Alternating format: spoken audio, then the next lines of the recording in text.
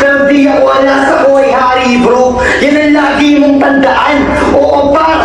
Kinto. Huwag mong arangan yung daan. Pero huwag kang magalala. Wala akong balang makipagkumpetensya. Hindi ba kayo nag-gets? Par, kinto, huwag marangan yung daan. Pero yan ang lagi mong tandaan. Par, kinto. Oo, para Isoy! Hindi, ibig sabihin kasi, sa mga wordplay, kaya minsan nakakatawa siya. Kasi hindi mo siya sinasabi sa tunay na buhay. Oh, Lods. Par, kinto. Ba, sinasabi mo ba sa tunay na buhay? No smoking! Diba? Parang nagiging effective siya pag ano siya eh. Pero mas nakakatawa siya pag late mo na-gets yan. Parang, ang inang late mo na-gets yan. Kasi naalala ko, nung nireview namin yung battle mo ni kami ni Lanceta. Kami ni Lanceta. Yung parking. Kaya naisip ko, sabi ko, ang galing ni Unico, napakatibay yung utak niya at ang damdamin niya na hindi, syempre hindi mo personal yun, di ba? Na alam naman natin na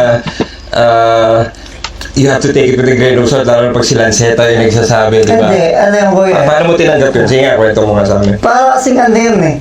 Kung tutuusin ano siya eh, may pagsisisi din siya sa ginawa ko na parang iyakin kasi yung labas eh. Pero yung inside kasi nun, ano din siya eh. At yung may mga factor din, kaya din nangyari na sumagot pa ako kay Kuya Lance.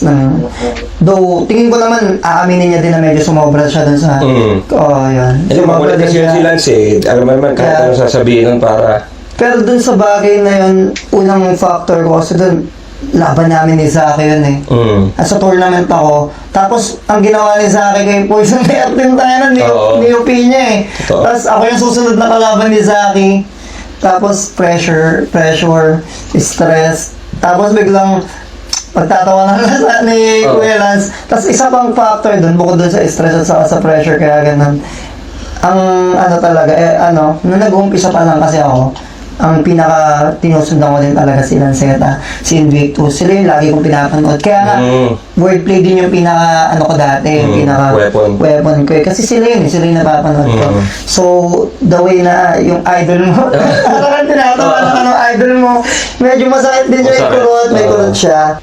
Hindi ako sanay din kasi na pinagtatawanan ako ng ibang tao. May ganun din akong ego na parang, kasi sa battle rap, may na-shock din ako na may ganun kasi hindi naman ako nagaganon sa ibang may ibang bagay din, nagtatrabaho din ako sa corporate. Hindi naman pwedeng pagtawanan mo ako ng ganun, di ba? Tapos battle rap to, medyo yun nga, nung nanahimik din ako na realize ko din na syempre nandito tayo sa ganito. Sa battle rap, tinignan mo rin sa ibang angulo.